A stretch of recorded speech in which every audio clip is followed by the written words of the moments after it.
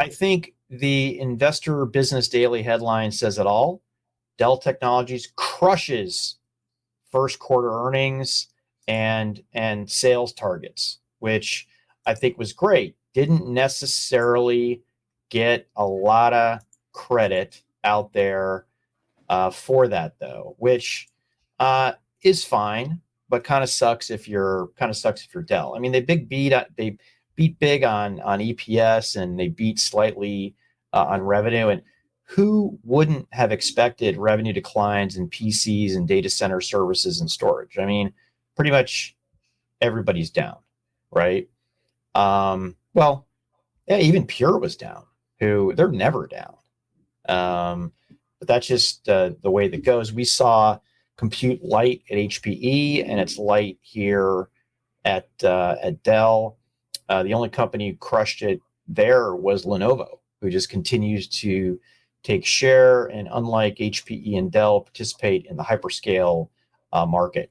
I thought the recurring revenue from a size standpoint, right, $5.6 billion.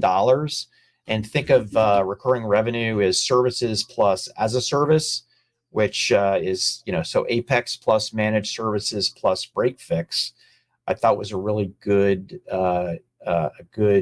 look for them. And Dell is a cash generation machine, very well run company, $1.8 billion in cash, which I just think is exceptional. Final comment that I'm going to make, beep, beep, beep. What's up, WebEx? Final comment I'll make is I really do appreciate their slides that they bring in. That they really answer a lot of those deep questions that everybody wants to know, right? If ISG is down, well, how are they doing in market share and server, right? Well, they showed 10 years of server market share out there, 9 points of share gain over the past 10 years. Number one in external storage with share greater than 2, 3, and 4 combined, right? Sometimes like, oh my gosh, Dell, why didn't you knock it out of the park on storage revenue growth? Well, they're in everything. They're price band 1 into frickin' Isilon that attached itself to an IBM Z, right? And everything in between.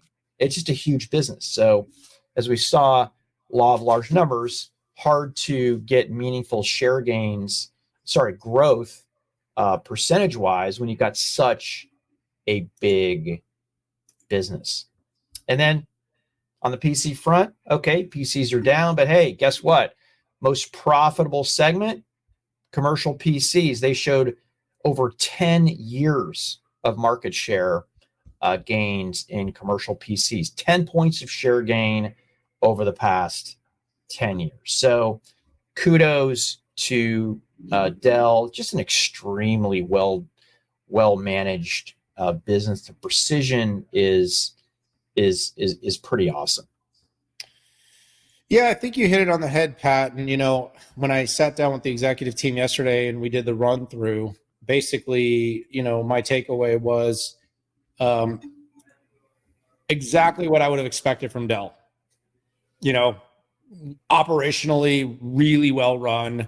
The slowing of the PC market inevitably is going to impact the company's top line, but they beat revenue expectations. They well outperformed, almost double, I think, like about 50% above what was expected on an earnings basis.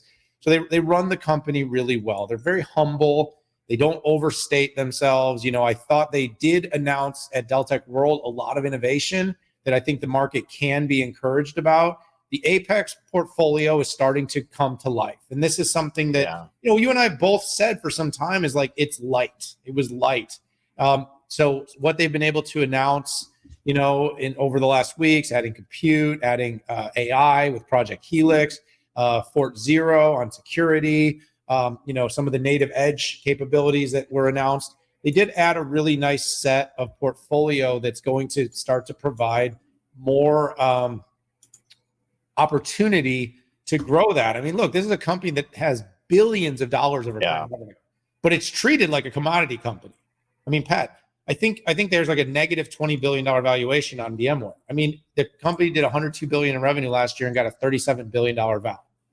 Just Yeah. work with me there, you know? And it's not only does it do that, but it makes money, it returns to shareholders. It is the ultimate value play.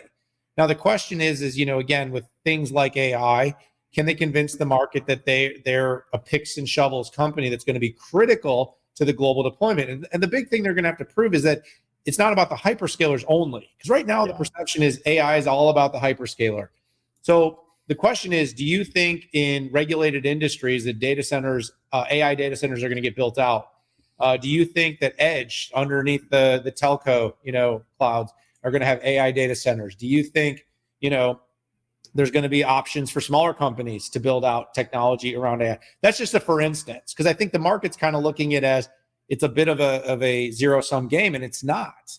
And so, you know, I think that's a big opportunity. Of course, they've made the right partnerships. They've announced their partnership with NVIDIA. They've got access to all the different silicon, you know, and then of course they have a massive PC portfolio that will benefit from the next wave of PC purchasing. So, you know, Pat, as I said, and you said pretty well, is, you know, the company's done a good job of presenting its positioning, its number one share in so many different categories. They're starting to really show that they have a bigger, broader serviceable market. They showed at one of their slides, Pat, that their TAM is almost doubling because of their service software portfolio. So it went from, you know, about a $750 billion TAM in their traditional hardware market to now with all the services they've added, you know, they have almost a $1.6 trillion market to go after. And so they're well positioned, they're well run, they're well led. You know, there's a lot to like here. You know, it's not always the most exciting. But you know what, Pat, there's something about stability, well-run companies that put off cash, that, you know, have great customer bases and global presence. And that's really what Dell is.